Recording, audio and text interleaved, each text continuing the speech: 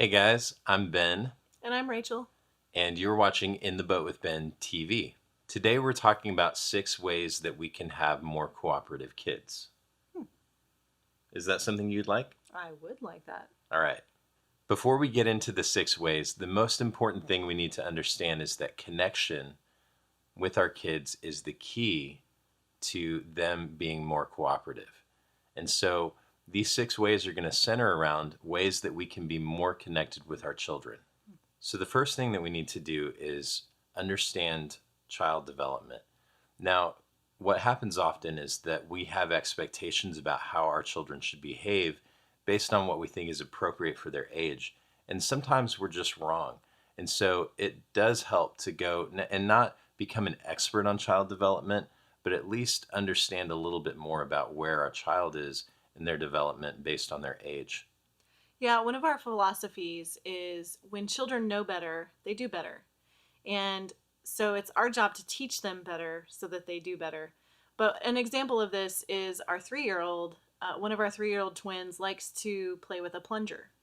And he doesn't realize how disgusting this is. When you think about it from a 3 year old's perspective, how cool is it to have this suction thing that splashes water everywhere in the bathroom? Yeah. And no matter how many times we tell him not to play with that, he developmentally doesn't understand the reason why we don't want him to play with it because all he sees is a toy.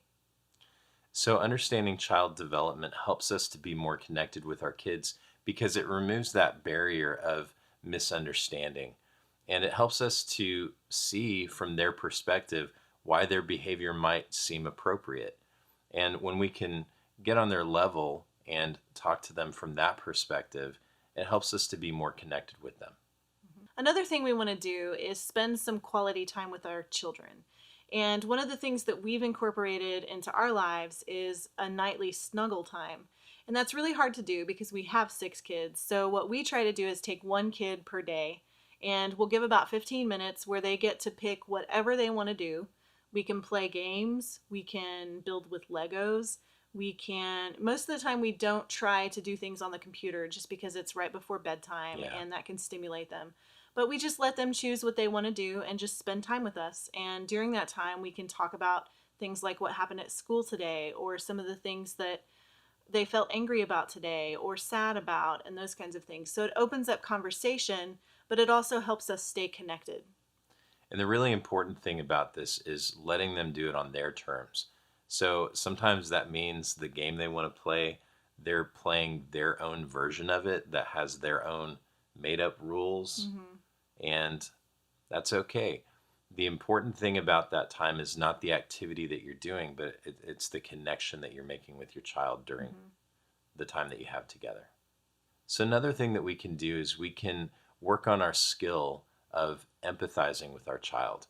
Now, I think about empathy with our child in relation to another experience that I have when I'm calling the customer service line for some issue that I'm having.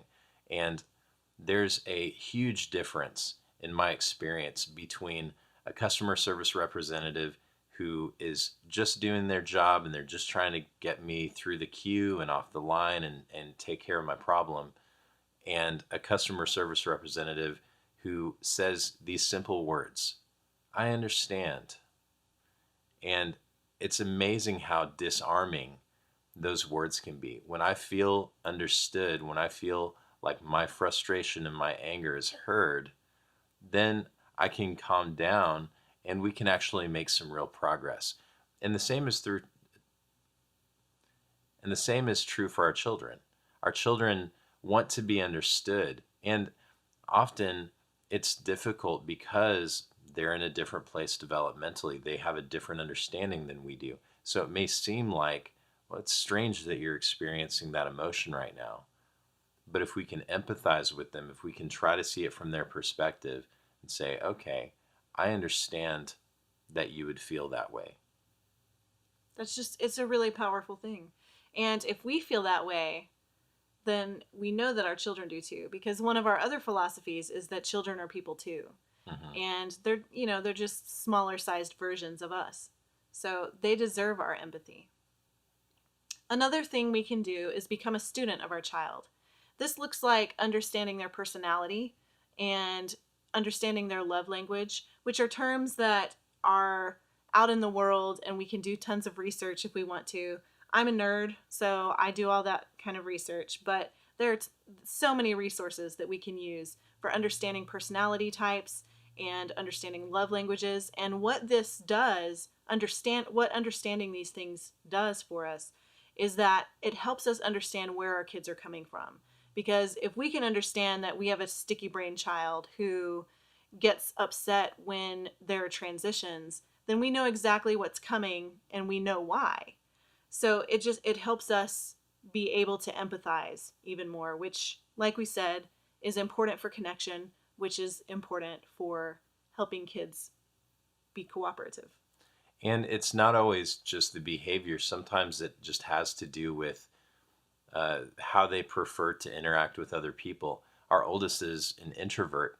And so once we learned that about him and we learned a little bit more about the needs of somebody who has that personality type, we were able to shape the environment in a way that helped him to get the space that he needed at different times. And in turn, the times when we were spending time together, he was able to connect more because he wasn't depleted.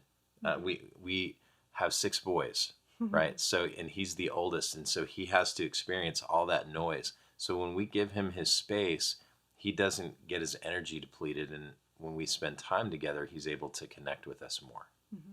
So another thing that we can do is to stay emotionally disconnected from the outcome of a mistake or a failure or a misbehavior. And that's easier said than done. Mm-hmm. Our 9-year-old was playing with the broom one day, and we told him, don't play with the broom. He was swinging it around in the kitchen, and he hit one of the light fixtures with it, and it shattered the glass, and it fell everywhere and made a mess. And it was really tempting to want to react to that situation. But what we can do instead is we can look objectively at the facts. We can say, you were swinging the broom around. The broom struck the light, and the light shattered, and it made a mess all over the floor. And while there is a cost involved with that, it's dangerous. Those are things that we can point out without having an emotional response to them. Now, I'm not saying that we suppress our emotions or try not to feel anger or frustration or whatever. It's okay to feel those things. But if we can focus ourselves more on the objective facts, make observations about what's happening, it's going to be easier for us to guide our children through the process of learning the correct behavior, because we're not going to have an emotional expression to them that would disconnect them from us. The last thing is, it's okay to explain why. A lot of people don't like this because it feels like a concession. If your child is asking you why, they're questioning your authority. And you've probably heard it before from your own parents, because I told you so. And while it is good for our children to learn to trust us and to follow our instructions based on that trust, especially in situations where they might be in danger and they might really need to heed what we have to say, it's also healthy for them to question, to try to seek a deeper understanding of why a certain rule is in place. And one of the ways that we take advantage of this opportunity when they ask why is to attach the rule or whatever it is that we're communicating to something that is of value for our family. So, an example of this might be when our 9-year-old asks us, why can't I have more time to play that internet game? And one of our values is that we value creativity. And what that looks like is our kids being encouraged to do more artistic things like art or journaling or writing stories or writing comic books and all of those kinds of things. And those are things that they can't do while they're playing an internet game. So tying it back to our value is a way that we can communicate to them that we have their best interest at heart. That's why we establish the values in the first place. And they may not completely agree with that, but it's something that we want to communicate with them consistently. And when we allow the question of why, we get an opportunity to do that. So these are 6 ways that we can connect more with our child, which will lead to better cooperation.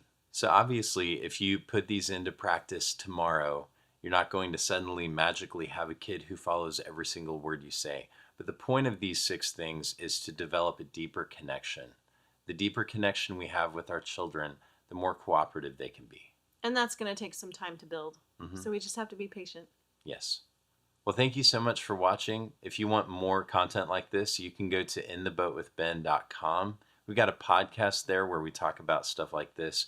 If you want to watch more videos like this, subscribe to our YouTube channel. Thanks for watching. Thanks. Kind of go into the world as pieces of us. Mm-hmm. And so the values that we establish as parents, the values that we teach, create a framework for our children to fill in their own values and to live intentionally from their own values when they become adults.